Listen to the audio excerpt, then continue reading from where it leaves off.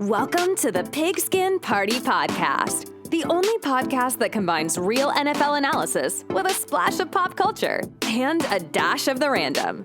Let's get this Pigskin Party started with your hosts, Brian McFadden, Will Southard, and Tommy Yu. Welcome, everybody, to the PPP presented by Legit Football. My name is Brian.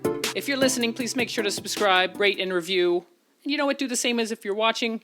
And go ahead and tell a friend, that friend that's sitting next to you, watching football from week one, because that's right, my co-hosts Will and Tommy are with me, and we have actual physical National Football League football to talk about. Guys, I am super pumped. What a week one.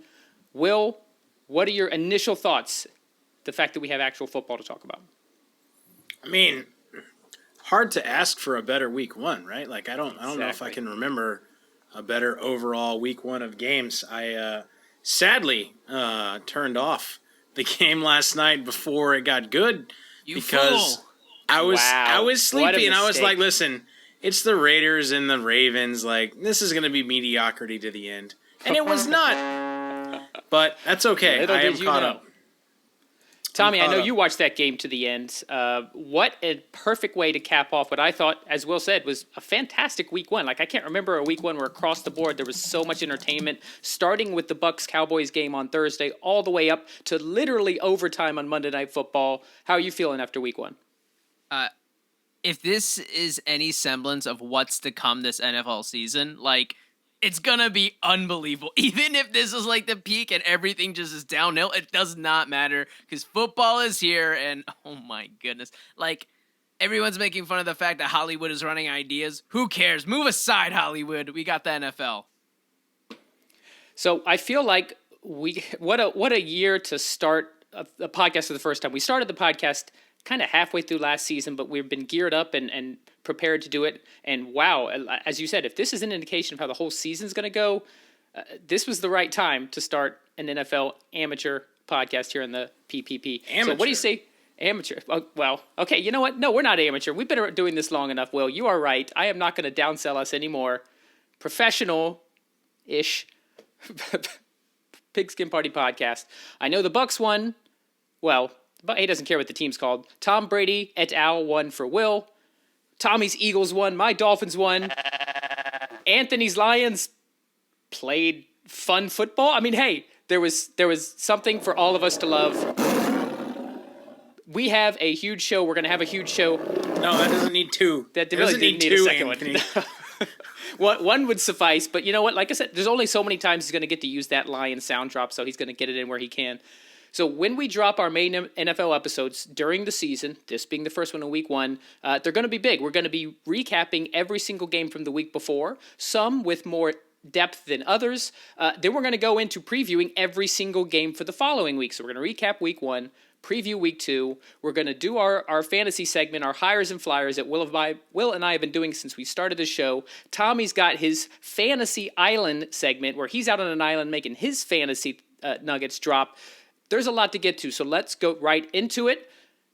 As always, today's episode is presented by Legit Football. Legit Football, the top 5 NFL stories of the day, delivered to your inbox every morning for free. Just go to legitfootball.com and subscribe. Taking a deep breath because there's no bye weeks yet. 32 teams, 16 games, a lot to cover. We're going to try to make this efficient so this doesn't turn into a 2-hour episode, as much as you all, I'm sure, absolutely love hearing the three of us just banter on about NFL games. We're going to try to keep this tight, but useful. So we're going to start with the Thursday night game.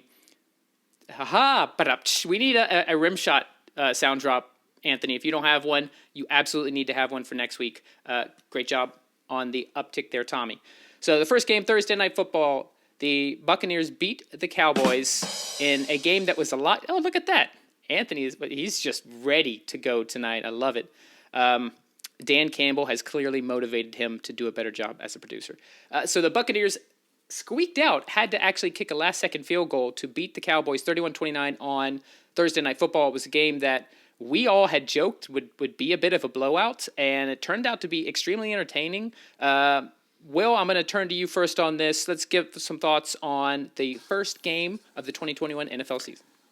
I mean, the first game is supposed to be like, I'm a college fan. The first game is supposed to be like a cupcake, right? And everyone thought this was gonna be. It probably, I don't know, but so, Dallas came out slinging. Dak looked like he had been playing all the way from Week 5 last year. It didn't look like he missed really any time at all. I think overall the Bucs looked good. Dallas looked super good, depending on where they could be. But, there were some, lessons learned in the game. Certainly that was a week 1 test for the Bucs, and they kind of passed, right? There was a lot of adversity that they sort of faced in the game, losing Sean Murphy-Bunting. Jordan Whitehead had an injury, so it was Russ Cockrell coming in. Bucs special teams looked great, played a factor, probably won them that game, to be honest. I do think, the secondary looked like the secondary that got burned for 200 first half yards by Tyreek Hill. Yep. So remains to be seen there what they can do. That's probably the one weakness, honestly, on that team right now from what it looks like in week 1. But, and then for Dallas, right, I mean, like I said, Dak looked great. Pollard and Zeke are probably going to share more of the workload than you might otherwise expect, considering what kind of shape Zeke is in, which is really good. But I would not take Zeke's week 1 workload as a indicator of what will happen going forward, right? Dallas, I very much expect them to get much more back to the running game than what they were here. I think they game planned for the Bucs, which is what you would want to do, right? But I don't know necessarily a lot of teams can do well in week 1, and they knew that secondary was going to be a thing, and that's what they did. They didn't even try to run, right? So Dallas is going to get back to the run game. Cowboys play the Chargers this week. We'll talk about that. That'll be a good test for them. And the Bucs play Atlanta. That will not be a good test for the Bucs. We'll talk about that too. But man, fireworks of a game. Could not ask for a better week 1 game. Tommy, as a fellow fan of the NFC East, how are you feeling? Cowboys lost, obviously, which is good for your Philadelphia Eagles, which are in first place. Congratulations, alone in the NFC East. Go Birds! You love watching to this hear game. it. Watching Dak torching that Bucs defense, how are you feeling about the Cowboys' performance? Honestly, one thing I saw with the Cowboys that I haven't seen before that actually scared me is they played with a lot of heart and they did not give up. I know this sounds like very dramatic. You're like, oh, here he goes saying things, but the Cowboys honestly... I know, right? The Cowboys played with so much fight, and I was like, wow. If anything, I feel validated because I had unfortunately, we'll get there when we get the Washington game, but there's an injury that happened that might change up your guys' prediction on what's going to happen in the NFC East. But I felt that Dallas is clearly going to win. Now I don't think that's going to happen because of a certain undefeated team in the NFC East. But in all seriousness, Dallas, although they lost, they were a huge threat. I didn't think they were going to come out this great, so I don't want to take up too much time, but Dallas is who I thought they were, unfortunately, but, you just can't beat the GOAT. When they had some time at the end of the game, I was like, oh, well, it's over. Tom Brady's going to win it. Yeah, and my thoughts were similar, and then Tom Brady, of course, you give him time. I don't care if it's 10 seconds. He's going to go down. He's going to win. It's just what he does. But the biggest surprise to me was Dak. And I thought he looked like a top 5 quarterback. And this was a Bucs defense that was one of the best in the NFL last year. They made Mahomes run around for his life, and they just didn't have answers for Dak Prescott and all of those weapons on the Cowboys offense. I know that the defense got some high marks, and they did play well, played better certainly than they did last year, but they weren't slowing down the Bucs either. A lot of the plays, the turnovers, the interceptions were not necessarily their making. There was a few tipped passes. One of the interceptions was at the end of the game. That one fumble they recovered was big, but it's not like Dallas was stepping up making plays. Some of it was just luck, but the fact that they were playing with heart, which you're absolutely right. That's a little scary for everyone else in the NFC East. Let's move on and as I mentioned at the top, we're going to quickly go through some of these games. The next game is a game that we don't need a lot of analysis on. And for some of these games, we're just going to have one of us just give a quick little couple thoughts on what they think the game means, and then we'll keep on rolling. So the next game is certainly one of the surprises of week 1, and that is the Houston Texans won 37-21 at home against the Jacksonville Jaguars, winning by 16 points. The debut of both David Culley and Urban Meyer, as well as Trevor Lawrence for Jacksonville, and Houston just took the top off right from the start and never looked back. Tommy, what are your thoughts on this game? Yeah, like you said, the score was 37-21, but honestly, the score was a lot. It doesn't tell the whole story. I felt like it was Texans the entire game. And all I'm going to say to kind of start it off is Texans handed Lawrence his first regular season loss of his football career. I'm pretty sure all you guys know what stat I'm referring to. He's 68-0 in high school and in Clemson, which is unbelievable. Regular season, of course. And so the Texans were able to do it. But the Texans also looked fantastic. They were historically good, actually, even during if you include the Deshaun Watson era. 37 points was the most points ever for an opening game for Houston. They looked great. They looked like they really were trying to prove to the league, hey, all of you guys thought we're going to go 0-17. Look at this. And for Lawrence on the other side in Jacksonville, I don't know, some disarray with Urban Meyer. I know there were some rumors going around that Will adamantly said, no, what are you talking about?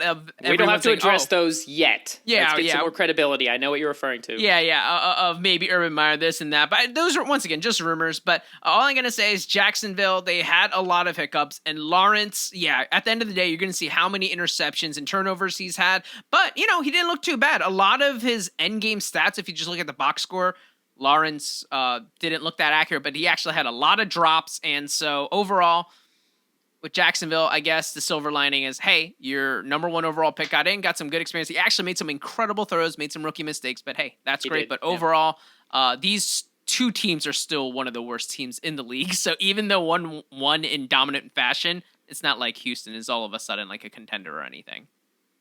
There is one thing I want to mention quickly before we go to the next game, and that I wonder if us, and I don't just mean the three of us, but the NFL media at large, just assumed that as bad as that organization is run and as bad as they were last season, we just assumed it would carry over, but we forgot that this is almost an entirely new roster.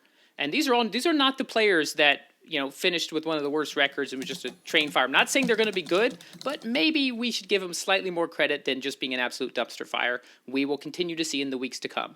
The next game was 49ers 41, Lions 33. This is a game that San Francisco jumped out very early and looked to just be dominating. They looked to reinforce those kind of preseason expectations of the Niners being a Super Bowl team and the Lions being one of the worst teams in the league. But then Jason Verrett, their number 1 corner, went down, and the Lions started to come back. They were slinging the ball over the field. They were playing with heart. They were playing...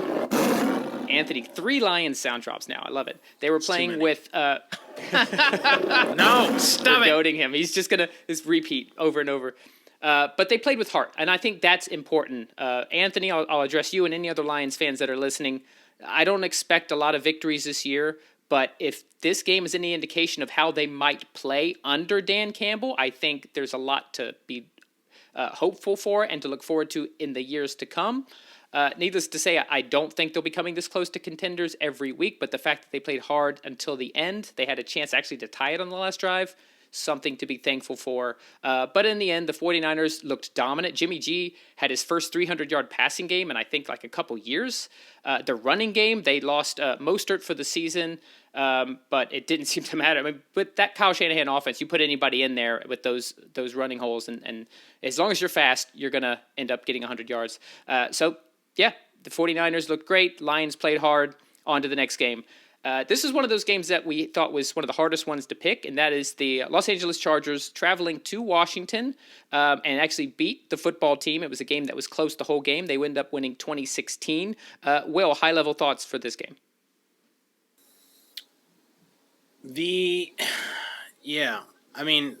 Football team, right? So here's the thing.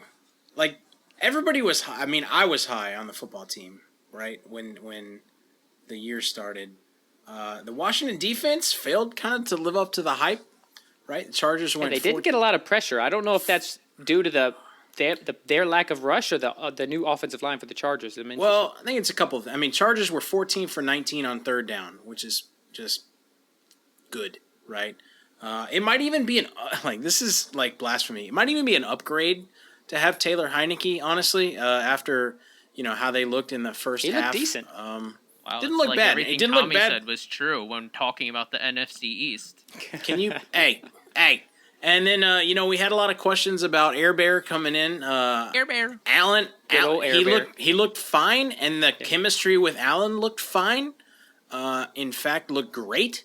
So we'll see. But I did not expect that result. So I think the football team's going to be fine going forward. They do have some things to adjust to, but I'm excited to see Heineken in action. The latest information I saw, so Fitzpatrick injured his hip. He was put on injured reserve. Mm-hmm. Yeah, I'd never heard of that specific injury before. It's like when your leg bone pops out of your hip hole. Oh, that does not sound pleasant in the slightest, and was a very nasty visual in my head just now. Well, he's at injured reserve, so technically he can come back after 3 games. However, the diagnosis is more like 4 to 6 weeks. So we will be seeing Taylor Heineke at least for the next few games. He did bring a little bit of a spark from when he came in, which would be interesting. Let's see if he keeps that up, and let's see if Will, you're right. If this Washington defense that we've been just buoying and lifting up all offseason actually shows up in the next game. Tommy, I know you're super excited to talk about this next game. Why don't you just take the whole thing, the score, everything? I'm just gonna hand it off to you. Let's just say the best team in Pennsylvania, the Philadelphia Eagles, beat Atlanta Falcons 32-6. That's enough of that. All right, let's go on the next game. Let's go on next game. Let's talk about that. No, but in all seriousness, Philadelphia kind of had a bend but don't break defense in the first half, where Matt Ryan was kind of moving up and down the field at will, and then the offense kind of fizzled out in the red zone. But that all kind of slowly changed as Philadelphia's defensive line started to wake up.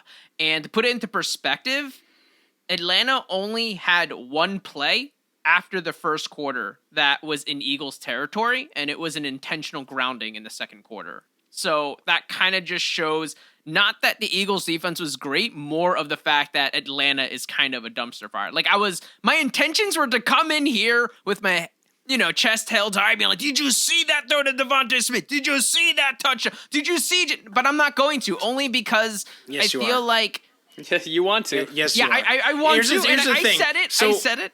Here's the thing. We're all playing Fanduel, and so we're in our group chat, and Tommy's got the Hurts Devonta Smith stack.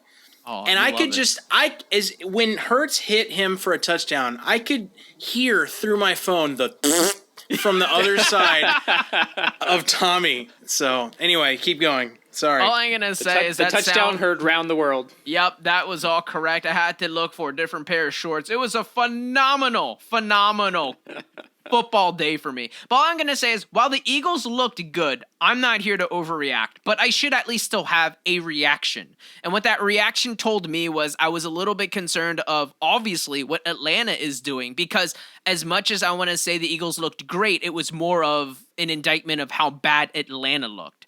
And I was really confused on their kind of utilization on Kyle Pitts, especially because being an Eagles fan, we have a lot of trouble stopping tight ends. That's just something we were never able to do. Even 90-year-old Jason Witten would consistently be able to get catches because our linebackers didn't know what to do. So when I saw Kyle Pitts, I was like, all right, in FanDuel, I'm going to pick Kyle Pitts because he's going to destroy the Eagles. And it just didn't happen, and I was just really, really confused.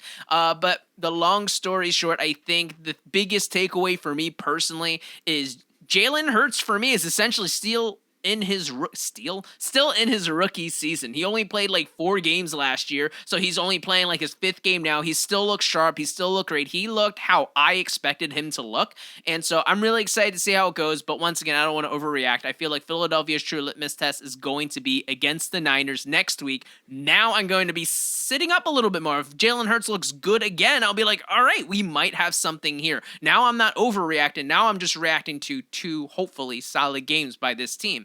So I'm really excited at the direction that the Eagles are going. I have been a little bit higher than the consensus on the Eagles being homer reasons, but now I feel a little bit validated, but I don't want to kind of take that victory lap because once again, it was Atlanta. So Brian Baldinger does these Baldy breakdowns where he actually watches tape and he puts various clips on Twitter, and he put a few breakdowns specifically of Atlanta and how bad they looked in a number of plays, especially in the red zone. But I picked Philly before this game started. I figured that the lack of a pass rush for Atlanta would be a perfect setting for Hurts to play comfortable, but he even excelled. I mean, this isn't like, they won a tight game. They dominated from start to finish. Kudos to you. It remains to be seen whether this will keep up, but at least as far as week 1 goes, Atlanta, yes, this was a combination of Philly playing well above more than what we probably thought they would, and Atlanta playing really badly on both sides of the ball. Should be interesting to monitor going forward. My team also won.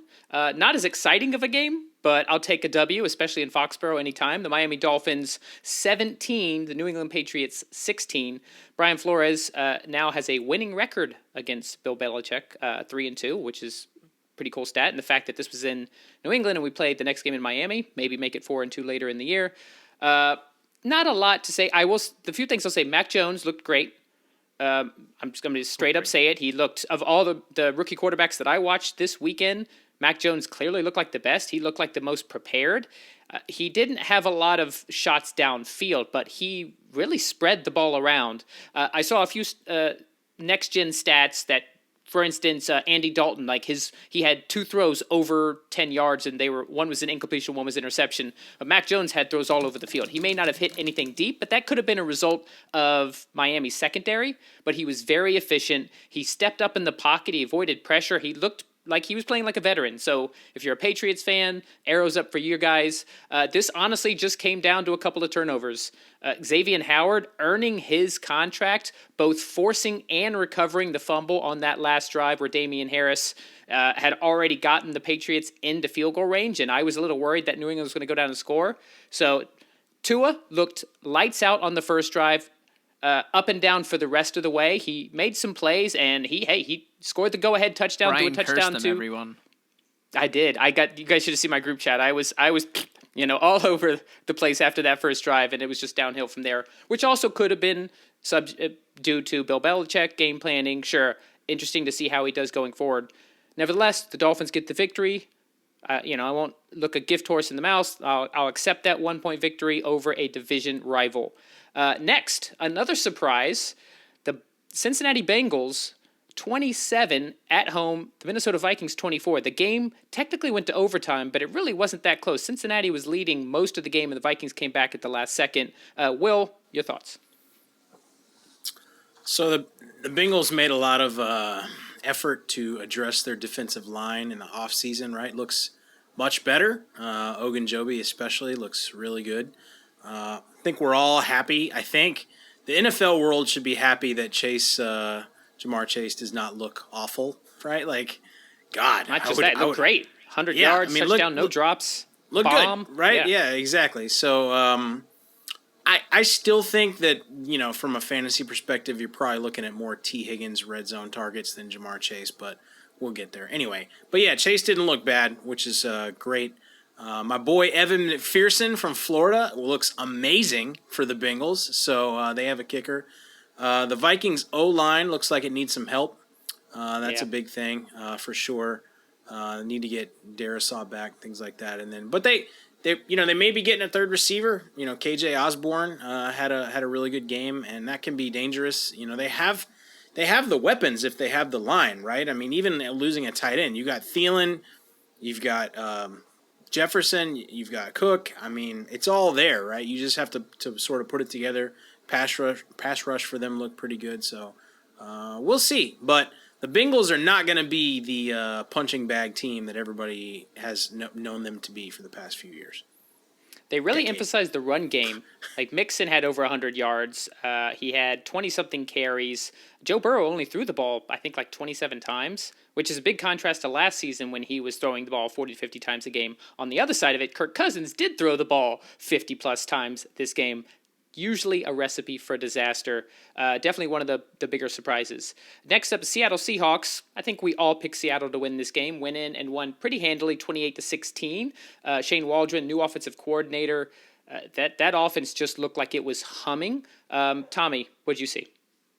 Yeah, for me, it was all eyes on Shane Waldron's offense. He's new offensive coordinator for Seattle. I was really excited to see what was going to happen. There was that talk of Pete Carroll wanted to run more. There was decline philosophy issues. So then they moved on for Schottenheimer, and then Russ was like, "Oh, I want to leave," and all those rumors came up. And then they all came to agreement. And then Russ said, "Hey, I like Shane Waldron's offense," and so that kind of got me thinking: where is the happy medium? Is Russ going to cook again? Is it just going to be that barbaric run offense that I'm sure Pete Carroll would love to have? So when we watched it, it was beautiful. Russ was essentially perfect. He was 18 of 23, 254 yards, and 4 touchdowns. And the way he got his yards, guys, it was that moon ball that everyone talks about. He was throwing bombs to Lockett and DK Metcalf. It was just effortless. And hey, Russ pretty much had essentially like a perfect passer rating. Shane Waldron kind of got that nod of approval. And another big thing for me on Seattle's side was they had a pass rush that was constantly getting pressure with just 4 rushers against a pretty decent offense. And Wentz got blasted this game. Like, as an Eagles fan, as you guys know, I want Carson Wentz to be successful, but most importantly, I need him to play 75% of games. Yeah, so I you just want him to play the games. Yep. And when I was seeing him getting blasted, first of all, I was like, hold on, Seattle doesn't do this. But it also got me surprised because Wentz coming off of that surgery, as everyone knows, he still looked pretty good. Like he trying to come non-biased. For the amount of pressure, amount of hits he was taking, he actually looked pretty darn good. So if I'm a Indianapolis fan, yes, I'm disappointed about the loss, but I'm excited because heading into this season, everyone's like, oh, we don't know what we have with Wentz. Well, if this is once again any indication, it looks pretty decent. So a lot of good things to take away from this game. I read a few bits of analysis that called this a Pete Carroll fever dream. Because they actually ran the ball more than they passed, but when they did pass, it was efficient, deep balls down the field, and the defense played like they were Legion of Boom 2013 defense. And then lastly, I will agree with you, if there's one good thing to take out of this, Colts fans, is that Wentz looked healthy, and he made some moves, moving around the pocket well. He didn't look like his foot was radiant, pale, freckled skin and fire ginger hair. It just looks great. Hey, I'm trying to give every fan base at least something to be proud of, and that's the one thing. And the Colts are proud of their ginger. Hey, most of the AFC South lost, so Colts, you're not out of you're still way in that. The Texans are in first place at 1-0. I think you'll be fine. The next game was one of the biggest games from a matchup standpoint on paper. Pittsburgh Steelers go into Buffalo and win 23-16. I thought for sure that Buffalo would handle this game fairly easily. I thought the spread was too much. I think that the line was 6. I didn't think they would cover, but I just thought Buffalo would control the ball. And here's what I saw. Big Ben looked noodle arm. This was not due to, and I've heard some analysts say, oh, Big Ben came. No, he was efficient. He looked a lot more like Drew Brees. At the end of his career, he was very efficient. He was very accurate. He threw with anticipation. I'll give him that. But there was no zip in his ball. There was no run game. Najee Harris averaged less than 3 yards a carry. The offensive line didn't look good, both for pass protection and run protection. But here's maybe what we all forgot, myself included. That defense is still insane. TJ Watt all over the place. A couple of sacks, a forced fumble. Definitely earning that paycheck, but it wasn't just him. The entire Steelers defense, the secondary, looked really strong. Diggs was blanketed. They weren't able to hit any of those big plays. And then finally, Josh Allen, a number of inaccurate passes. I think he was 1 of 8 on deep balls, but it was not just deep balls. I noticed that it was, and last year I said this, he had a tendency to miss a few throws a game, but he missed more than that this game. I'm not saying it was a great defense. I don't think we should make this the benchmark for the rest of the season. You're going up against what could be one of the best defenses in the NFL, but a little worrisome that Buffalo wasn't able to overcome it. And I do think we shouldn't overact too much to Pittsburgh because I think there's still a lot of problems on the offensive side of the ball. Did you guys, any high-level thoughts on this game? So one of my thoughts is the interesting thing about what the Steelers did to Josh Allen was they didn't blitz him at all.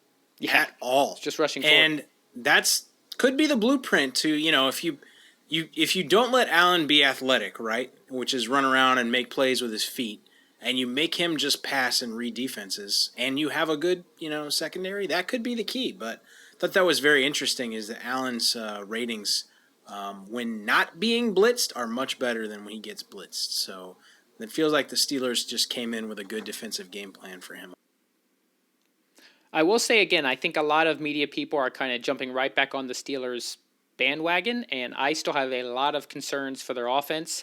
And Tommy was talking earlier about overreaction. Speaking of overreactions, here's the teaser, our Flavor of the Week episode. We're going to do some Week 1 overreactions. So there is a time and a place for our overreactions. So one of my coworkers messaged me today, and he goes, should I keep Josh Allen as my quarterback? I'm like, yes, bro. Yes. What are you talking about? Were you in a league with him? You should have said no. Trade him to me. What is wrong with you? I'll take him off your hands. Whatever. That's right. Buy low on people who think that Josh Allen should be given up on from one game against the Steelers' freaking defense.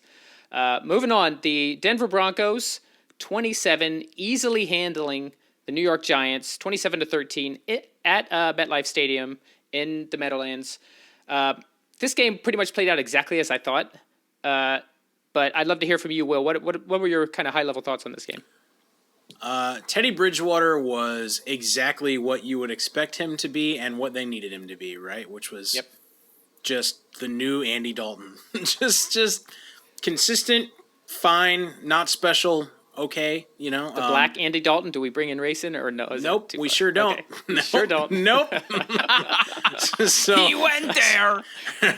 But anyway, Von Miller looks good. I think, one of Bridgewater's favorite targets, Noah Fant. I think he's going to have a good year. I think he's going to have a better year now with the Judy injury, which could have been a lot worse than what it was. It looked like it was season ending. Yeah, it looked real bad. Looked real bad. Just ankle sprain. And then, on the other side of the ball, Saquon came back. That offensive line still has issues. He didn't really do too much. Sterling Shepard looks great. Yeah. So there's that. I guess if you're a Giants fan, you can put that in your pipe and smoke it. But no, I mean, and Patrick Surtain is gonna need some time, right? Like playing as a rotational cornerback, he's gonna develop a little bit. I think he's gonna be great. I think he's gonna be fine. So I think the Broncos are what we thought they would be, and mostly and pretty much for the Giants too. So. Yeah, on the whole Giants, how we thought they would be. There was a moment when we were messaging in our group chat. And I saw this happen in real time. I think it popped up on Red Zone because I wasn't watching this game all that closely. And I saw Daniel Jones take off with the ball, and my mind thought he's going to fumble, and he fumbled. It was just too predictable. He has, I think, 40 total turnovers in 3 seasons as a pro. That's just, you can't do that in the NFL. And this is year 3. So once again, week 1, sure, we'll see, but I'm not high on the Danny Dimes experiment, and we'll see if that plays out and what New York could be doing at quarterback next year. Tommy, this game was maybe the biggest surprise. Gardner Minshew. Hey, we got to see the mustachioed guy at some point. Packers traveling not to New Orleans, but to Jacksonville to play the New Orleans Saints, who were displaced from Hurricane Ida, and the Saints put an absolute whooping, 38-3. This was a game that I was probably one of my most confident picks. I think we all picked the Packers here, and boy, we could not have been more wrong. This was an absolute slaughter. All I'm going to say is the old Jameis was known for throwing a ton of turnovers and a bunch of yards, but LASIK Jameis operates on pure efficiency. He completely... Bizarro Jameis. Exactly. He went crazy. He was prepared. He was prepared. LASIK Jameis is prepared. He can see things. So what does that mean? That means he throws for no turnovers. He doesn't even need 150 yards. But hey, let's throw 5 touchdowns. It was the anti-Jameis. I don't know what this is, but if LASIK Jameis is for real...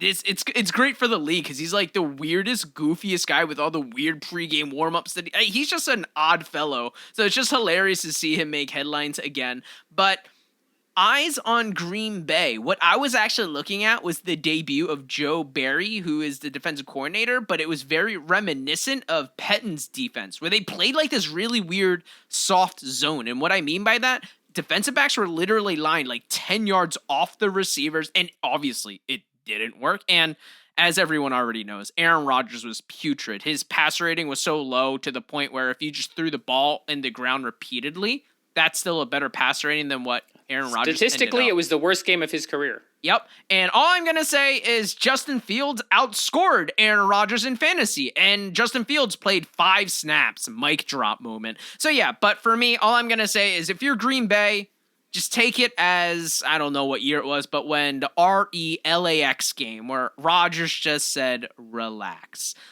I'm so sorry, Anthony. I don't want to punch below the belt, but all I'm going to say is Mr. Rodgers is going to be just fine next week when everyone's going to say, oh, here's that cupcake game that Will kind of was referencing for the beginning of the season, where Green Bay gets to play Detroit. And right now, all I'm going to say is, even if it wasn't Detroit, I'd be scared of any team that's going to play Aaron Rodgers next game right now. But I don't think he's washed. I don't think anything like that. I think it was just, hey, just think something happened. So, but for me, it's an anomaly. I just need to see more games in a row for me to believe, oh, wait, the Packers might not be good, but I think they're fine. So there's more I want to say about this game, but it falls in the overreaction speculation territory, and I'm going to go at this in depth in the Flavor of the Week episode. So I'll save it, other than to say that I was completely shocked and did not see. What did I message both of you going into the fantasy day? I said, I've faded Devontae Adams, and I'm excited to watch him just F my world up. And he didn't. He didn't. I was so happy. Effed me up. I had some Rodgers Adams stacks that just completely crushed me in multiple lineups. Okay, like I said, I will have more to say on that in the Flavor of the Week. If you want to hear my conspiratorial thoughts on this particular game, stay tuned for the Flavor of the Week. So let's go on to the Sam Darnold revenge game. Carolina Panthers playing the Jets at home. 19-14, the Panthers win. Didn't feel that close when I was looking back, and I was monitoring this game, on Red Zone. It seemed like the Panthers had control of the whole game. Christian McCaffrey is Christian McCaffrey again, in case there were any wonders from him being out pretty much all last season. He had, I want to say, 30 touches. So it certainly helps Sam Darnold beat his old team, New York, when you've got CMC. Zach Wilson showed some stuff. I mean, he had a couple of touchdown passes to Corey Davis. That one of them was he rolled out and found it. It was a beautiful throw. So he showed some of those traits that you want to see. So I think as a Jets fan, you can't be too upset with his play. I am worried about the offensive line for the Jets. They did lose Mekhi Becton for about 4 to 6 weeks. That was another injury that seemed like it might have been season ending, ended up to be not as bad, and he will be coming back, in maybe 4 to 6 games. But rookie Elijah Vera Tucker, the guard, didn't play very well.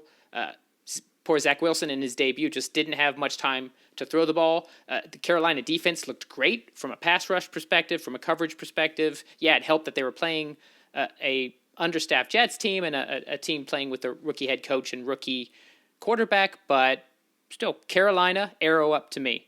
Now, here was another surprise, that this was maybe one of the most fun games. So the Arizona Cardinals go to Tennessee and absolutely destroy the Tennessee Titans 38-13. Will, I know you have a lot to say about this game. I have some things to say. So, number one, what a fun game. And number two, man, did I nail the Kyler Murray pick before that game. So, that was great. Some positive for the Cardinals, some negative, right? Penalties were definitely an issue for the Cardinals getting that figured out. The defensive line looked great. I mean, Chandler Jones in particular just spanked Taylor Lewan. Took him to the cleaners. He had like 5 sacks. Five sacks. 5 sacks, bro. And had him just after the game say, "Thank you for humbling me." So, yes. I think that humble pie. So, there were some concerns about Kyler Murray, right? Coming into the year, would he be what he should be? And he looked good. I mean, DeAndre Hopkins looked disgusting as always. Like, that guy's just incredible. The backs look good, right? You talk about humbling. Jackrabbit, formerly known as Janoris Jenkins, just absolutely destroyed by Nuke Hopkins all game. Oh, man. I mean, everybody would be like that, except for Ramsey, right? Like, Ramsey can, anyway. But Chase Edmonds, 12 attempts, 63 yards, total 106 yards on the ground. And James Conner, 16 for 53. So that was pretty good. The Titans, secondary is going to be an issue for the Titans. We thought about that going in. That's still true. The wide receivers, their offensive coordinator and their offensive game plan needs time to gel, right? Like Julio and Tannehill were not in sync. A.J. Brown caught the touchdown. Todd Downing could have adjusted. He's their new offensive coordinator there. The wide receivers didn't even get any looks until the second quarter. Here's a question. So Todd Downing has been an offensive coordinator one other time for the formerly Oakland Raiders, and the season went so bad that was when they ended up trading Amari Cooper to the Cowboys later on. So one and done as an offensive coordinator. Is this just the Todd Downing experience? It might be, because, I mean, with what the Cardinals were doing on the D-line, like, you want Tannehill to get that ball out faster, right? And there was no adjustment there. So, and, they have kicker issues. Let's just say that. So, I don't know, man. I think the Titans offense, a lot like the Bucs Public last service year, announcement, don't trademark your own nickname. Like a lot like last year, right? I mean, there was no offseason last year, right? And the Bucs took a long time to gel. And that was with a good offensive coordinator and, like, the best quarterback ever to play the game. So we'll see, right? We'll see. I think it's too, we'll talk about our overreactions. I think it's way too early to panic for the Titans. They're going to be, I feel like they're going to be a good team, but they have a lot of things to address. And the Cardinals, I think next week is Minnesota. Going to be a fun game. Going to be a fun game. Should be a lot of offense for Arizona to be had in that game. So it was a good one if you're a Cardinals fan. Yeah, two notes for me, and you hit on them well, but I want to reiterate them, is that we did talk repeatedly about the worries of the defense on Tennessee, and all of those worries were just amplified. No pass rush, absolutely horrible in coverage. Unless they fix that, yes, I'm worried about the offensive side of the ball too, but part of that was the Cardinals' defense just played really well. The pass rush was all over the place. But I'm worried about if they can't slow anyone down, they're really going to have problems, especially in the AFC. So the NFC North finished winless. None of the NFC, they're all 0-1, so technically I guess they're all tied for first, if you want to look at it that way, but also all tied for last. The Los Angeles Rams, in Matthew Stafford's debut, easily beat the Bears. No, that's a good sound. That's Stafford's debut, Anthony? Stafford's debut. Future Rams fan, Anthony, you should have, that should be like trumpets. one of those Viagra, like, boing, boing, boing, boing sounds. I like that. Find a Viagra boing sound and label it exactly Trademarked. that. Trademark. Rams win 34-14 easily against the Andy Dalton snooze fest of the Chicago Bears. Tommy, your thoughts? All I'm going to say is Anthony, our producer, is probably smiling ear to ear to know that Stafford helped the Lions tie for first place in the NFC North. I mean, look at them just helping out, saying, no, right. Bears, we will not let you win, because I am still a Detroiter at heart. So Stafford delivered his parting gift to Detroit by absolutely laying the smackdown with McVay. There we go, Anthony, because Stafford essentially was everything that we expected him to be. Yeah, he was pretty perfect and had a passer rating over 156, something unfortunately he never had. Looked excited. Detroit. Looked excited. Yeah, he actually looked happy and things like that. But like, I know there was a lot of concerns. Everyone was kind of skeptical. There was some people that were like, oh, Stafford's going to be MVP caliber in LA, which he looked like this past game. And others said, no, he's just a garbage time quarterback. Maybe he's just not that good. Well, I'm sorry, guys. He looked that good. McVay has been talking him up all offseason. It looked like, at least for this week, they did deliver. But for the Bears, the biggest concern for me was not their, cruise control offense. It was kind of their defense looking a little terrible. Their defense wasn't able to stop anything, and very uncharacteristically, they were terrible at tackling. They weren't as physical as I thought that they would be, and Nagy just kind of kept going for it on fourth down, no matter like what the situation was, so I had no idea what was going on. But all I'm going to say is the few bright spots of Chicago was definitely David Montgomery. When I was watching him, I was like, holy crap, like, that he passes the eye test. He looks explosive, has burst great vision, and of course, the 5 snaps that Justin Fields had was probably the best 5 snaps the Bears kind of had. So the question remains of how long is it going to be Andy Dalton's show? But overall, hey, LA looks like what everyone thought that they could be. Can we agree that it shouldn't be a question that if Matt Nagy is not starting Justin Fields next week, then he needs to be fired? I agree. I mean, just some because, of the decisions he made last I don't want to see another game of Andy Dalton. Yes, no, please, no. I've had enough of Andy Dalton. Yeah, him and his 4.2 yards per attempt and just snooze fest. Yeah, he didn't have any turnovers, but he didn't do just wow. The Andy Dalton experience on steroids. So I'm hoping. We're going to get to our game previews. We're going to pick that game as though Dalton is starting, but I hope that we're wrong. Maybe the biggest playoff, it didn't have implications, but maybe a big playoff preview was the Cleveland Browns traveling to the Kansas City Chiefs. To recall our preview show, I picked these two teams in the AFC Championship game, and I actually had the Browns prevailing. However, I did pick Kansas City to win at Arrowhead in Week 1, and it played out basically exactly like I thought. Maybe some of the details, but here are my high-level thoughts. The Chiefs won 33-29, but start to finish, pound for pound, other than the end of the game, Cleveland actually looked like the better team. Their defense played bend but don't break, which is what you need to do against Kansas City. They were holding them to field goals early. They actually only punted once the entire game. Kansas City defense could not stop the Baker Mayfield-led Browns, and it was exactly the kind of Stefanski offense working as well as it can, because you mainly focused on the run. You had Nick Chubb scored a couple touchdowns. Kareem Hunt got in the end zone. But Mayfield looked incredibly accurate, with exception to the interception he threw at the end, which he was kind of being hit and thrown down. I think he was maybe even trying to throw the ball away. He made some throws that were just spot on the money. Got David Njoku involved a lot. We had been hearing about him having a good camp.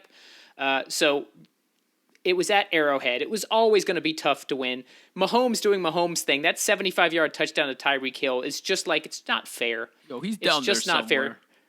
It's one of those things. It's one of the reasons why I had to pick them against the Bucs in the Super Bowl, because I just figured that Mahomes would. He always does stuff like that. At some point in this show, not right now, but at some point, we're going to talk about that the entire Chiefs offense is 3 people. Yeah, because we kind of already talked about it. It is 3 people. Like Clyde Edwards-Helaire. You don't need more. That's the crazy thing. Could just stay at home. Like, yeah, but just phone it in. Anyway, just keep going. But it's just no. But you are 100% correct. Now, unless one of those guys gets injured, they literally don't need anything else. They really need a defense. Everybody's a fancy distraction otherwise. The Browns punted once, and they still couldn't score enough points to keep up with Mahomes and the Chiefs. Mahomes, Kelsey, Hill, how do you do unless your offensive line is just a complete... Yeah, well, the Bucs figured it out because they had to have an entire replacement level offensive line and chase Mahomes around like crazy. That was it. But even then, he made some throws. Still looked incredible somehow. He still looked incredible, and the guys ended up dropping the ball. So my point being, if you're a Browns fan, do not take this to heart at all. I expected this to happen, but I still expect the Browns. I still think the Browns are the better team top to bottom. It's just Mahomes, Kelsey, and Hill are just so good and such hard to defend weapons that you just can't really game plan. You just have to hope that one or two things go your way, maybe get a turnover, maybe get a fumble. Actually, Chubb had a crucial fumble. They might have even still been able to pull it out if they didn't have those 2 late turnovers. And the Browns still had a chance right up until the end. But nevertheless, great game. Could very well still be a preview of the AFC Championship game. Cleveland Browns fans, hold your head up. And the last game, the Monday night game, which I have Will covering, but maybe I should throw it to Tommy because Will said that he. I mean, I got some thoughts from my part. We'll crowdsource it. It's the last one. We'll crowdsource Monday it. Night. Okay, we'll start with you. I did watch most of the game. Yeah, right? But you missed the most important parts. That's not. No, listen. Here's the thing. So, here's my takeaways from what I saw. Number 1, Mason Crosby looks incredible this early on in the year. Like, he ate Villanueva for lunch most of that game, and he's way faster. Crosby. Mason Crosby was a kicker for the Packers. Yeah, that's what I said. Max Crosby. Okay. That's what I said. Max Crosby. You said Mason. The tattooed guy saw him in my brain. Recorded. But anyway, he's fast. He's really fast. Who's sober now? Kudos to him. They talked way too much about that, by the way. Like him and Waller. Dude, that's all they talk about. Just anything that's not football, they talk about it. Quick side note, apparently the Manning brothers ESPN2 broadcast was awesome. I think I might be watching Monday Night Football that way going forward. Yeah, Eli made fun of Peyton's big head. Anyway, the offensive line is, a work in progress for the Ravens for sure. There was more than just Crosby, though. Ngakoue, Nassib got pressure. And then the Ravens' pass rush, I feel like, should have been better against that Las Vegas line than what it was. Like, that's a patchwork line. We talked about that a lot.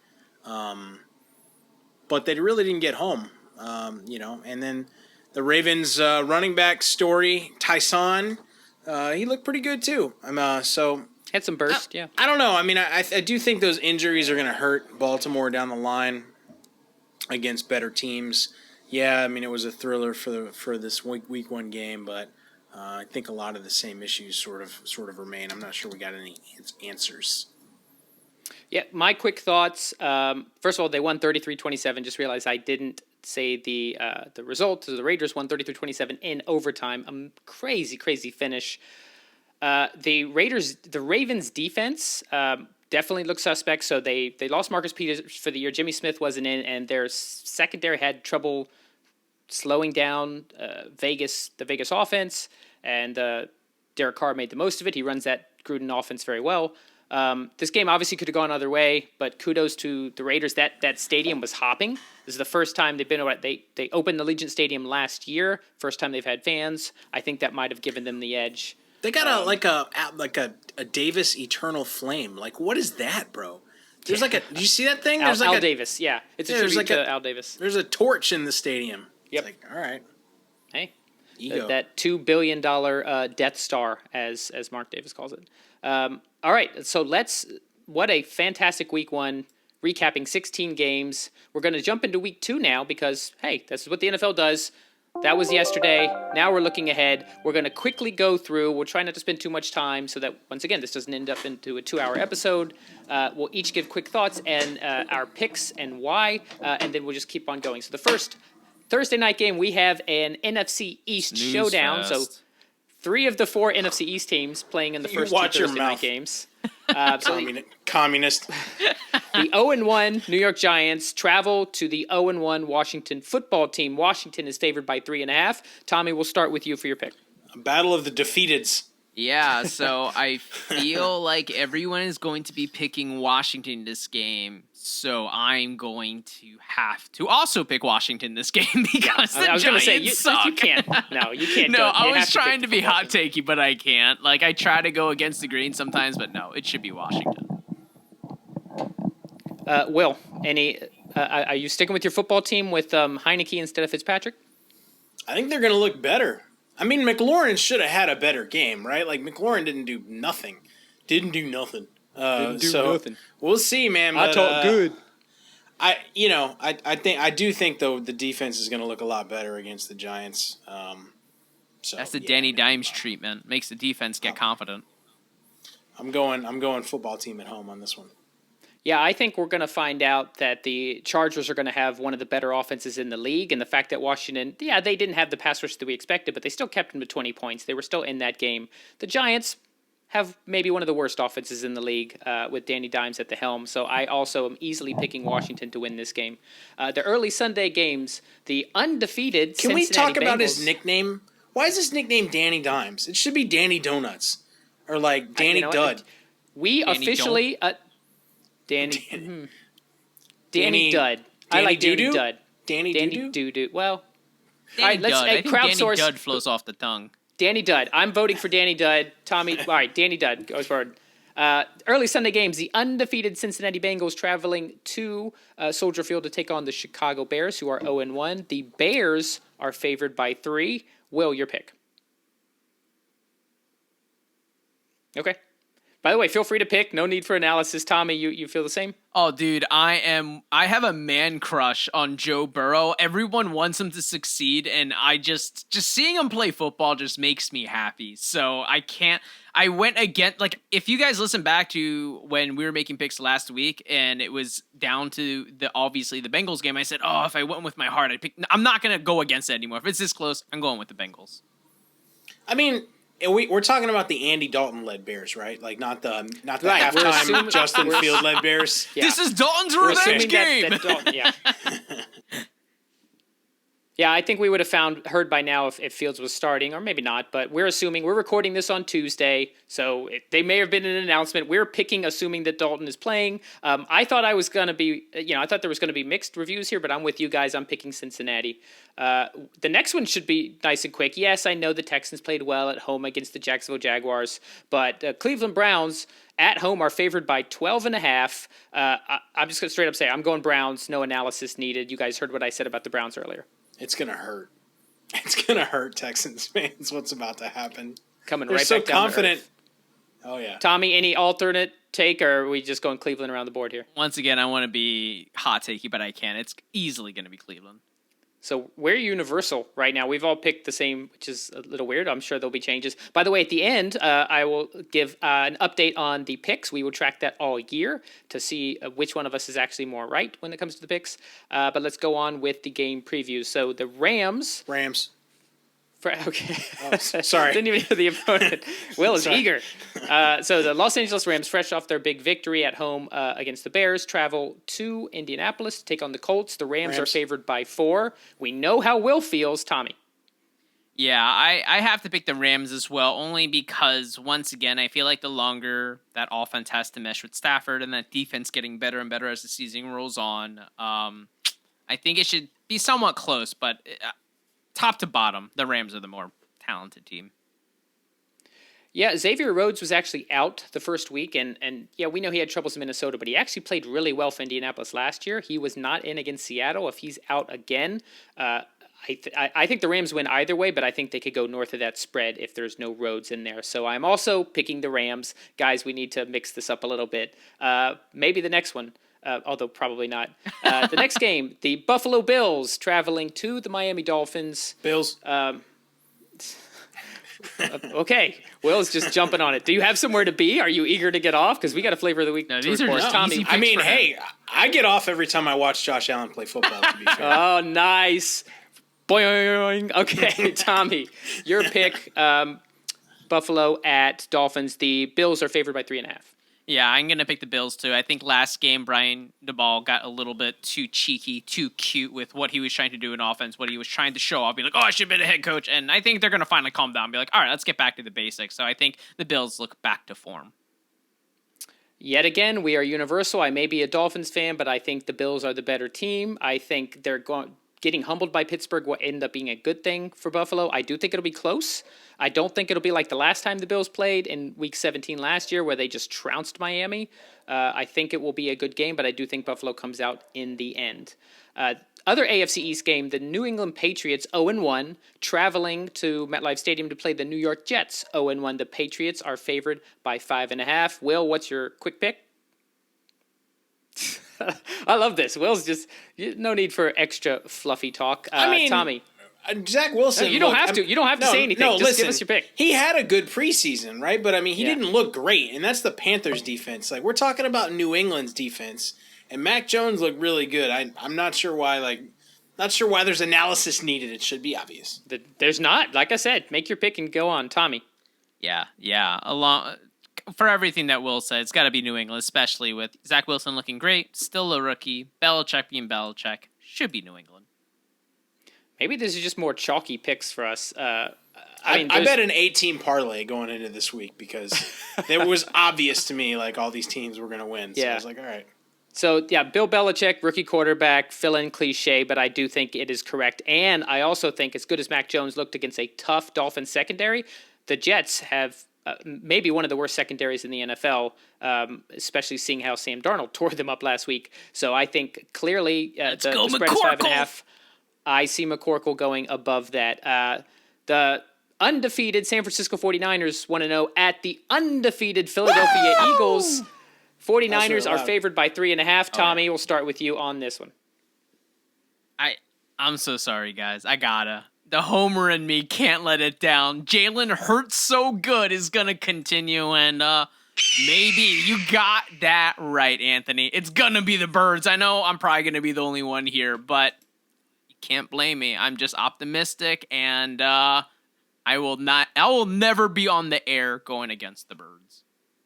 And especially, come on, the Eagles are undefeated. How often are you going to get a pick in favor of the Eagles? Next week we're going to be undefeated too, so I don't know what you're trying to say here. We will see. Will, 49ers at Eagles, your thoughts? See, I was prepared. I was prepared to side with Tommy on this one because here's the thing. Oh, I'm touched. No, hang on. It's okay. Just the fact that you thought about it, I'm touched. I do think there is a viable path for Philadelphia to win this game, right? Like, they just lost Jason Verrett. I've heard it said both ways, yeah. Raheem Mostert for the year, right? Like, there's some questions, you know? I mean, look what the Lions did in the last half of that game. And the Eagles are not the Lions. I think we can all agree there. Maybe not, Anthony, but I'm just going to go with the Niners because I can't side with Tommy, but, like, my heart really wants to. So, We love you too, I would Will. not be surprised at all if the Eagles win this game. And in fact, I would hope that to happen. But I'm going to go with the Niners. I agree. There is actually a clear path to victory for the Philadelphia Eagles. I picked the Eagles last week, but I can't do it again. And here's why. I don't think it'll be a blowout. I think it'll be a really good game. And yes, I think the fact that 49ers secondary is going to be leave a lot to be desired. I think that'll open some things up. But Jalen Hurts, you mentioned it, Tommy. He's still essentially a rookie quarterback. He faced what may end up being one of the worst pass rushers in the league, and now he's going up against the 49ers, Nick Bosa. I think that's going to make the difference. I think he's going to be rushed. He's going to make some plays, especially with his legs, but I just think it'll be too much. I'm not sure they'll be able to properly defend this Shanahan offense instead of the Arthur Smith working it on the fly offense. I think it'll be a great game. I would not be surprised at all, unlike some of these other games, if Philly wins, but I'm sticking with my pick for San Francisco.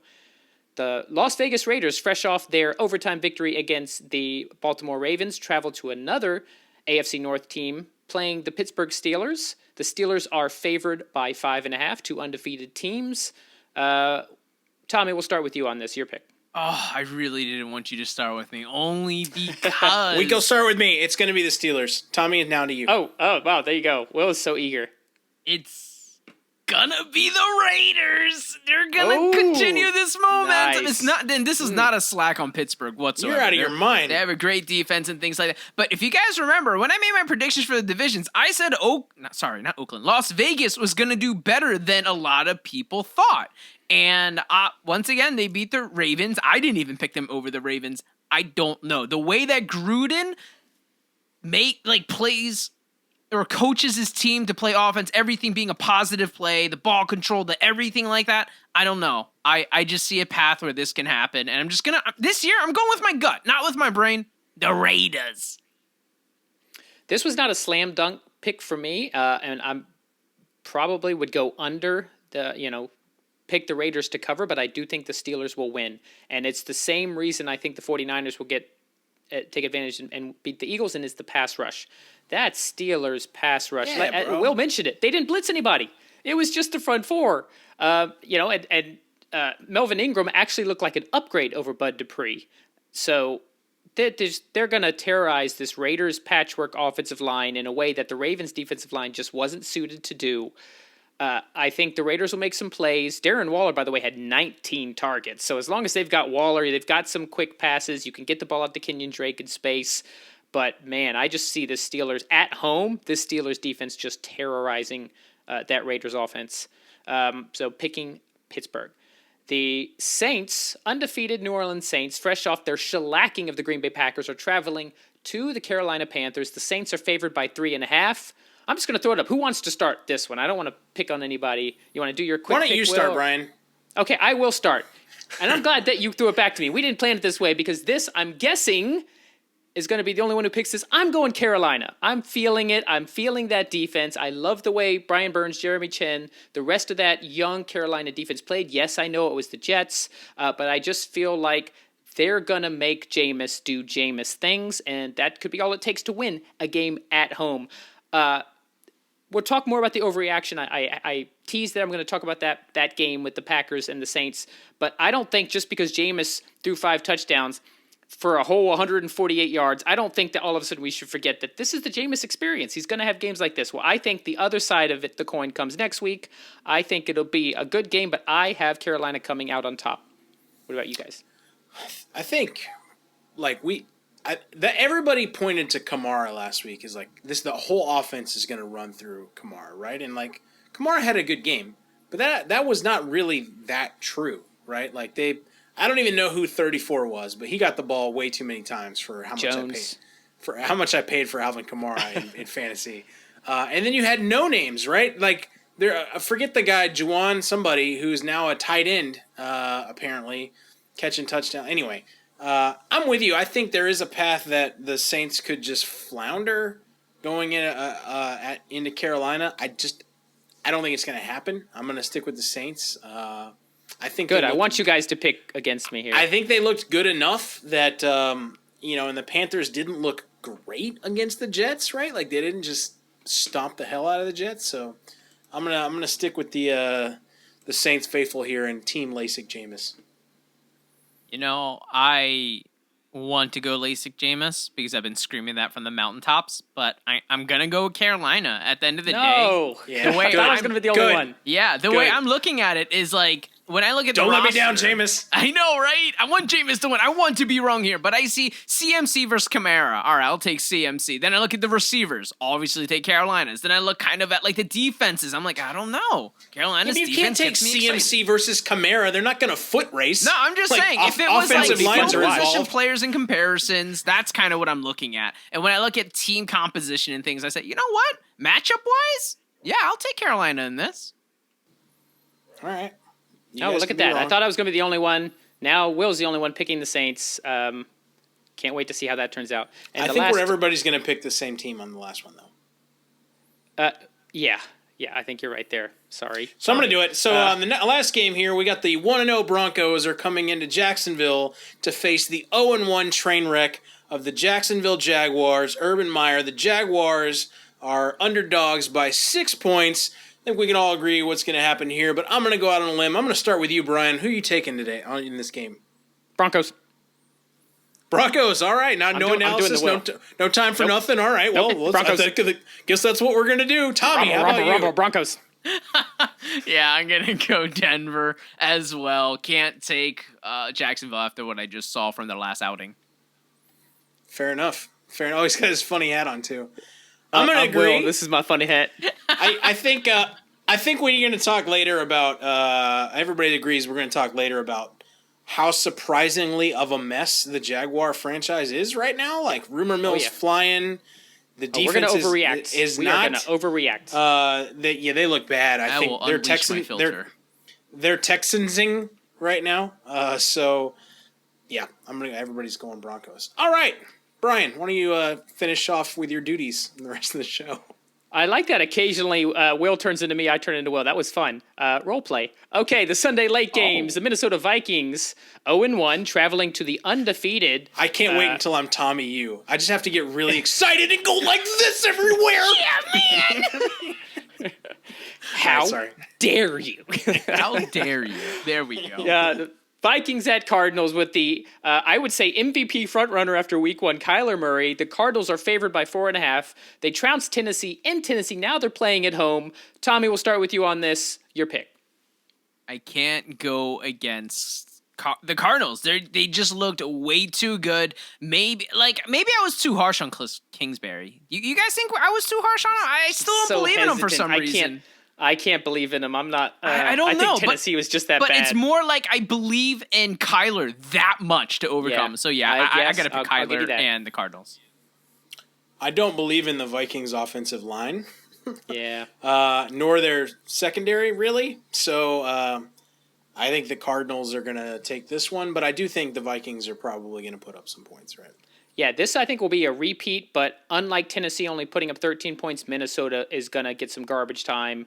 You got too many weapons, and you have an offense that's not trying to instill a new offensive coordinator in Todd Downing. So I'm picking Arizona. I think it could be a shootout and could be one of those kind of sneaky fun games.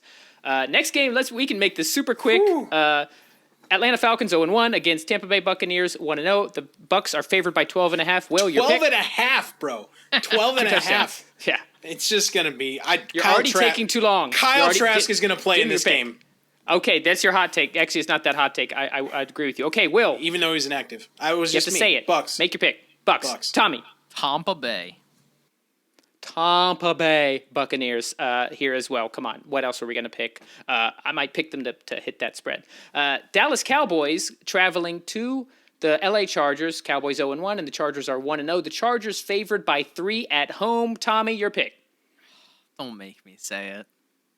Don't make me say it. Do it, man. Say it slowly and with intimacy. Oh, because you said I'm pivoting. It's going to be the Chargers. The Chargers are going to whoop Dallas. They're going to whoop them so hard. Tommy has to choose between the Cowboys and Air Bear. I love it. We forced him into a corner, and he chose Air Bear. Okay. Full disclosure, I was originally going to say the Cowboys, but because Brian was taunting me in what he wanted me to say, I pivoted. It's going to be the Chargers now. Strategery. I'm going to go ahead and make my pick before Will does. I am going to pick Dallas, and I'm glad you went off because we got to separate our picks somehow because, spoiler alert, you're ahead of me in the pick, so I got to catch up. This was maybe the hardest game I was able, to pick going into this show, and I just think it's going to be two great offenses. I think this is going to be this is a good fantasy one. If you want to, you talk about high points totals, I think this game could be one of those. Chargers have a slightly better defense, but I feel like Dak, fresh off almost beating Super Bowl champs, are going to come through on this. I'm picking Dallas. I'm going to go Chargers. Really? Yeah. Wow. Yeah. I thought I was going to be all alone. Sound unsure. Here. You do not sound sure of yourself, but you can't. No takesy backsies. I'm going to go Chargers. Let's keep it rolling. The final Sunday game, Tennessee Titans, fresh off getting humiliated, 0-1, traveling to the undefeated Seattle Seahawks, who look like world beaters. The Seahawks are favored by 5.5. Will pick. Tommy. Dangerous. Same. No analysis. Sorry, Tennessee fans. You're going to be starting 0-2. That AFC South is going to be looking rough after 2 weeks. It's going to be up for grabs for anyone short of Jacksonville and Houston, I guess. Sunday Night Football, the Kansas City Chiefs at the Baltimore Ravens, a game that probably would have been a little more intriguing prior to the Ravens just losing to the Raiders. I will start off on this. Not a whole lot of analysis. I think it'll be fun. These two, Mahomes versus Jackson, was always fun. Lamar, but he's already forgettable. No, he was fun to watch. He really was. But come on. If the Browns, who I feel are better, especially after watching the Ravens play week 1, couldn't beat the Chiefs, there's no way the Ravens do. I'm picking the Chiefs to win pretty easily. Same. Yeah, I have some hot takes for the hot take section of the flavor of the week. Wow, I really just had like a stroke. First, learn right your there. words. I know, yeah, right? But yeah, I definitely pick Kansas City, but I am worried about what I've seen with Lamar Jackson. I think Tommy had a realization just randomly that the Eagles are the only undefeated team right now. Oh, yeah, that happens to me throughout the day. Just straight euphoria in my brain. I was like, oh my gosh, what's too much happening? for him to handle. And finally, Monday Night Jason Football. Kelsey was straight pancaking dudes, bro. Dude, I told you, all PP pod member out on the field represent. I told you it was a good pick. You guys trashed me. How dare you? Shout out to Jeff Schesser, who put on Twitter the clip of Jason Kelsey just mowing dudes over and earning his spot on the all PP Pro offense. Final game, Monday Night Football, NFC North showdown. Not really. The Detroit Lions traveling to Lambeau Field to take on the probably very Aaron Rodgers and the Green Bay Packers. The Packers are favored by 10.5. Not sure I necessarily agree with that spread, but I'm going to just go ahead and say it. I just can't see a scenario where Detroit wins this. What's the Packers sound?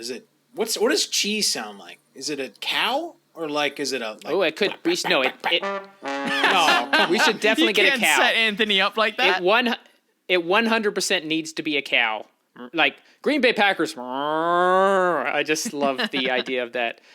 You guys have any different picks here? Tommy, I'll start with you.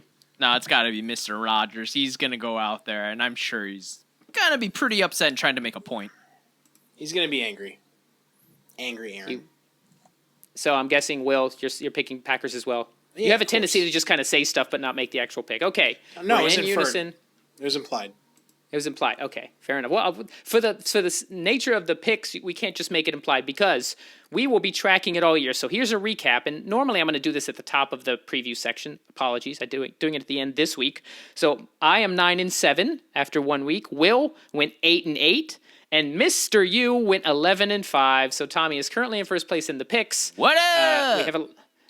We will be tracking this all season to see which one of us actually comes out on top. Maybe at some point we'll decide if there's going to be repercussions or rewards. For now, it's just bragging rights. Let's keep it moving. Let's go ahead and finish it up as always with some fantasy football talk. First, wait a minute. We will start. Wait a minute. Before you do, you totally dropped Anthony's what a great soundtrack we never heard, and Will just I love it, but Will just completely took the air out of it. Didn't. Will, what is? No, I didn't. Listen, before we talk about our fantasy picks, are we doing the DFS or are we doing Tommy's second? Well, DFS first. That's what I said. Listen, Tommy, How did you feel on your first week of DFS as a format? I feel like there's a such thing as beginner's luck, and that's what I kind of lucked myself into. I felt like I was kind of setting my lineup. I was like, I'm just gonna go with my heart, and then things kind of worked out for the. Well, obviously there's one catastrophic mistake I made, but for the most part, everything kind of worked out. I was like, oh, maybe I'm not that bad at this, but I'm sure I'm gonna be very humbled soon. Did you enjoy it, though? Was it fun? Was it a different experience? Oh, yeah, no, it's fantastic. I know you guys were kind of saying, like, oh, man, like, you're going to see that redraft is nothing compared to this. And honestly, I was completely on board even before you mentioned that. Even just making the line, I was like, yo, this is way more fun than drafting. And I get to do this every single week. And then you guys mentioned, oh, yeah, they're going to update the prices for the next week's this. And I was like, oh, this is, like, a lot of fun, actually. And I listen to a lot of sports podcasts, and they always have a DFS section that I just like skip all the time. But now I listen, I'm like, all right, this is kind of cool. So I thank you for popping that cherry. You can keep skipping it. You can keep skipping it because you're just going to listen to our DFS section. This is the only DFS section FanDuel, though. That's right. Well, FanDuel for the pricing, and I will mention at the end, we will have updates for our 2 leagues. Thank you to everyone who joined. We'll be giving shout-outs to the winner. We'll do that after our fantasy section. We'll have an update on our season-long podcast league on FanDuel, and as well as our free-to-play league on DraftKings. So our DFS Hires and Flyers, quick reminder of what this segment is. Will and I will both say who we think is a higher, meaning a higher price, but due to have a good output and a good week for each position, and also a flyer, a lower priced, more but good value with a good matchup, good opportunity, whatever. So we're going to jump right into it so we can keep the show moving. My quarterbacks for this week, my higher is Russell Wilson, 8,500 on FanDuel versus that Titans D. We talked about the lack of a pass rush, the lack of a secondary. I think Russ could have even more cooking to do, and I just think that 8,500, he's a great higher play. And Mac Jones is my flyer at quarterback, 6,800 against that Jets secondary. I think Jones showed great things against a very good Miami secondary. The Jets do not have a good secondary, so Mac Jones, my flyer of the week. Will at quarterback. So here's the thing. With DFS, you kind of have to think about your strategy to build your team, right? Like, is this the week to spend up at quarterback? Is this the week to spend up at wide receiver, at running back, etc., right? For me, this is I'm not in love with any of the high-priced running backs. We'll talk about that in a second, really, except for one person. So this is a week I'm probably going to be paying a little more at quarterback. My higher I do like Brian's picks. I'm going to go a little different just for the sake of being different. I'm going to keep, what's the thing where you go back to the water wagon, or what is it? Go back to the well? Yeah, that's it. The well. There you go. Of Kyle Murray. No, go back to the Will's water going wagon. to the well.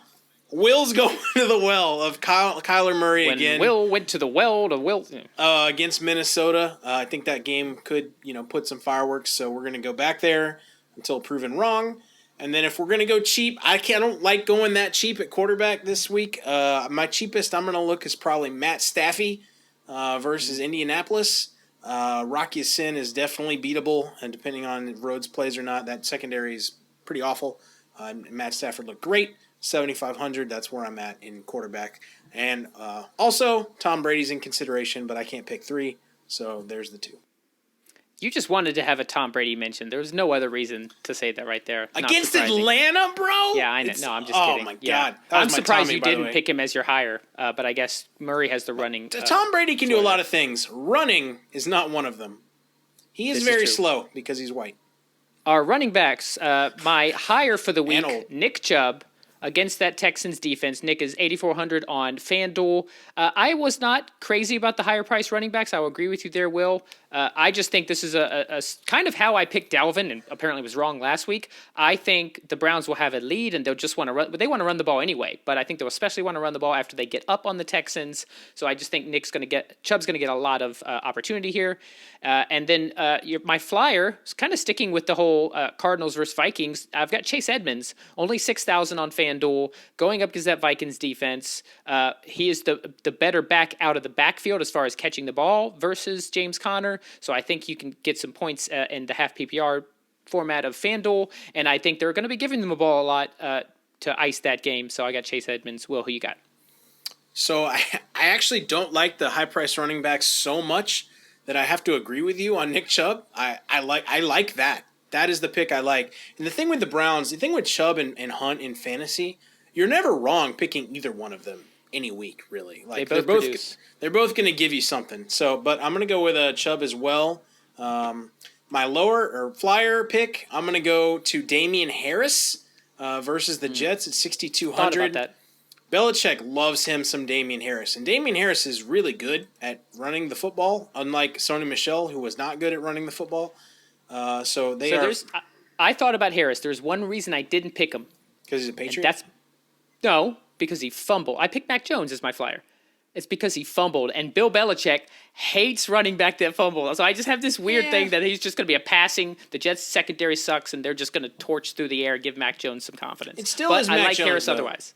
And you'll see where I come back to the Mac Jones thing later in the segment. So keep going. Okay, noted. Wide receiver, sticking with the stack, the Seahawks versus the Titans. I'm going to go DK Metcalf. I think it tends to be. Is it a Tyler Lockett week? I think this is a Metcalf week. We just mentioned that Jackrabbit Jenkins got torched by Hopkins. I think this is going to happen again. He can't keep up with DK.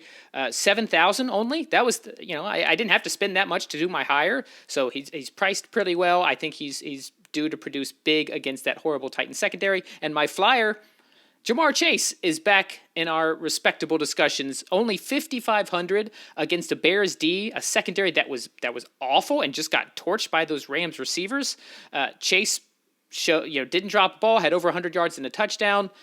Got that chemistry with Burrow going, so I really like Chase, especially at that price against the Bears. So let me do a little out of order here. I like your Chase pick. If I had to be different on your Chase pick, I would say T. Higgins is probably also in I thought about Higgins. The reason I picked Chase is he was 500 less. I know. That's what I'm saying. So I prefer Chase. You could also probably do Higgins if you wanted to be a little different. My flyer, actually, because I wanted to stay away from Bengals to be just a little different, I agree Chase is probably a great he did benefit off a long pass, right? So you kind of have to be a little careful when you look at the points that you're not. And the Bears just let up multiple long touchdowns, so that's kind of what went into my thinking. That's fair. I'm going to go Cooper Kupp versus Indy, right? 6,200 for Cooper Kupp is as cheap as I can ever remember him being, and he just had a great game. Stafford seems to have good chemistry with Kupp. So I think if you're going cheap with Staffy and you want to put him with a cheap wide receiver, you could do worse than Cooper Kupp. I think this is the week I'm paying up at wide receiver, so I'm going to talk about two people. I do like Metcalf. I think you got to go right to the top. If you're going to go with Murray, you got to go back to Hopkins. He looks incredible. And those points in a season long, I mean, he's expensive. But, if you're going to go up there, I think you could do much worse than Hopkins. And I'm going to be a little hot takey, I think. Hit us. I like Ridley this week. I know the Falcons are awful, but so is Tampa's secondary. And Calvin Ridley is really good at football. They're going to be playing from behind. I like it. They're going to be playing from behind. And, if they're going to win this game, it's going to have to be through him. Like, let's be honest. It's not going to be through, who's it, Mike Davis? It's not going to be through Mike Davis. It's not going to be through Kyle Pitts, I don't think. So I could do worse than Ridley this week as well. So tight end, no Kelsey, because Kelsey's playing the Sunday night game. So no slam dunk, which, by the way, Kelsey just as slam dunk as just it put him gets. in. Just put him in. It's like, don't even listen to any other analysis. But he's not in the main slate, so I went with George Kittle. I think that, Lions secondary only got worse when Okudah was lost for the season.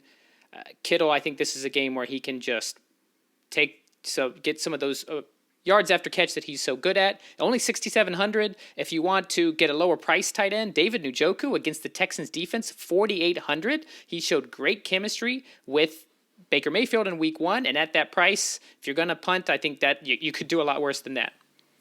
I like it. I'm gonna be a little bit of a homer here. I'm gonna go Gronk versus Atlanta. I thought about Gronk. No, Tommy. Every single pick, Brian's like, I thought about that one, but it didn't do it. He wants to be on the record, so he's never wrong. We're too much in sync. I do that giving him credit. I do that every week, by the way, Tommy, in our group chat during DFS. She'd be like, I'm not playing Dalvin Cook this week, and it's going to screw me. I'm saying it right now. And then when it inevitably does screw me, I'm like, see, at least I knew. I called it. Yeah. At least I knew. Anyway, so I'm going Gronk versus Atlanta for the simple fact that, the Bucs have so many weapons. This could easily not be Gronk, right? It could be anybody else. However, when Tampa's going to score, the anticipation that Brady had on that Gronk touchdown, the seam up the middle, that was a direct result of him playing with Gronk for so many years, right? The anticipation, he knew. Anyway, so I think 5,800 versus Atlanta, it's pretty good value there. 5,800 is not that expensive for a tight end. My flyer, I'm not going to. I like Njoku. That's fine. I think you could do that and be good. I'm going to just drop down 500 though, and I'm going to kind of go with Brian's flyer Mac Jones pick and pair him with Johnny Smith. I think you got a rookie quarterback who's trying to be safe, Mac Jones is safe. He doesn't make a lot of turnovers. You could do worse than pairing him with Johnny, who had like an 8 or 9 point game last week against the Jets. You probably get some decent value out of that. Catches a touchdown, he's paid off value. And finally, finishing with the defenses, going back to the Bill Belichick thing, Patriots defense is the most expensive defense if you want to pay up at defense, which I don't usually do, but it's a higher and flyer section. Got to give a higher. So the Patriots defense against that rookie quarterback, Zach Wilson, 5,000. I think that if you're going to go higher, that's the way to go. If you want to really get a punt on defense, the Raiders at 3,400 against that Steelers offense, the fact that the Raiders were able to generate a consistent pass rush against the Ravens, and the fact that the Steelers' offensive line basically had all the questions that we thought it would have, that's what when you get a defense, you want a team that's going to get to the quarterback because that gets you points for sacks. It also either increases the chance for interceptions or fumbles. 3,400 on FanDuel, Raiders defense as my flyer. I agree. I only picked differently to pick differently. That's probably where I'll go to is the Raiders defense. Defenses are so hard to predict because turnovers are such a rare thing, especially defensive touchdowns. You can't predict that, right? Like you just have to, usually go cheap here and get some good value. If I'm going to go high, I'm going to take the other side and I'm going to go Steelers at the Raiders. Just because you're going to get something. You're going to get set. You're going to get something, right? I mean, it's Derek Carr. And it's that offensive line. So I'm going to do that, 4,900. And then if I'm going to go cheap and I'm not doing the Raiders, I'm going to go the Bills. Here's the thing, 3,700 versus Tua.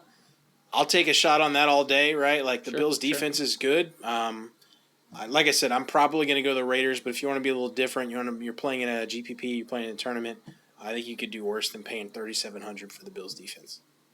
So before we move on to Tommy's Fantasy Island, quick rundown of our 2 DFS leagues. So first, the weekly league. As a reminder, we have a free weekly league on DraftKings. We're going to pay out cash prizes to the top 3 if it's someone who's not involved in the podcast. The reason I say that, you'll hear in a second. We have 20 people who have already joined the league, and we had 13 entries for week 1. So thank you to all who joined. We're also going to give shout-outs in addition to the cash for the people who came in the top 3 spots. So for the free DraftKings league, and if you're interested and you haven't signed up yet, send us an email at pigskinpartypodcast@gmail.com. Also, in order to claim your winnings, you have to email us at pigskinpartypodcast@gmail.com so we can do Venmo, PayPal, whatever. First place, our producer Anthony at Too Legit to Quit. I did not write his point total down here, but he basically crushed all the rest of us. Anthony, if you want to come in for 10 seconds and take the victory. Just play a sound effect or just play a sound effect. Yeah, that's fine too. Do your victory march or something. It's going to be a lion. He's going to play. Oh, I like it. The funky bass line. There we go. Awesome. So our producer, Anthony, who is not eligible for the cash prize because he's part of the podcast, but he does get the shout out. He does get the shout out. First place. Second place is JC Tort. John Tortorella is a friend of mine. Thanks for listening to the show and for getting involved in our fantasy football. $15 for second and $5 for Scheisse.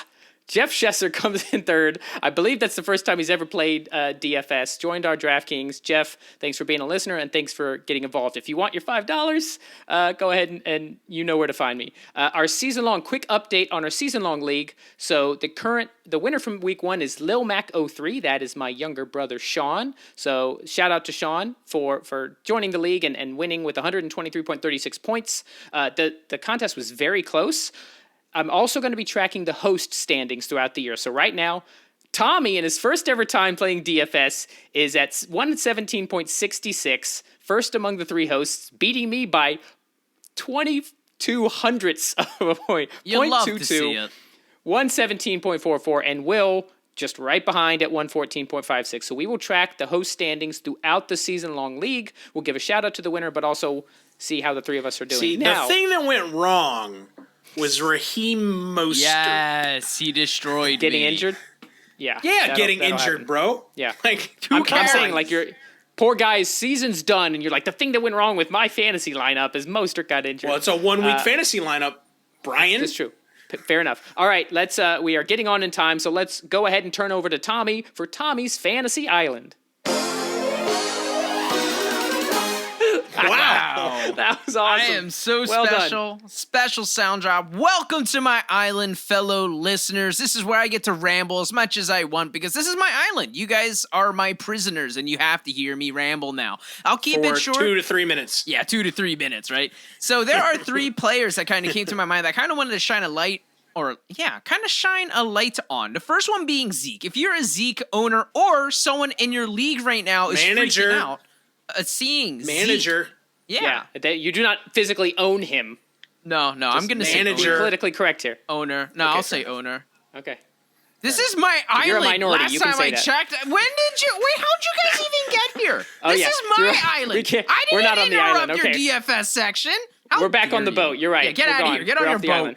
So Zeke is kind of, when I was watching him, I know a lot of people were freaking out because he went he had 11 carries for 33 yards, and later it kind of came out that Dak was calling out of multiple run plays that kind of came in from his offensive coordinator because of kind of what he was seeing on the field, and at the end of the day, everyone's prediction was right. They kind of wanted to neutralize Tampa Bay's front 7, and they were just going. That's why Dak was checking it down to different types of passes when a run call came in, which was absolutely the right call, which is why they're in it so much.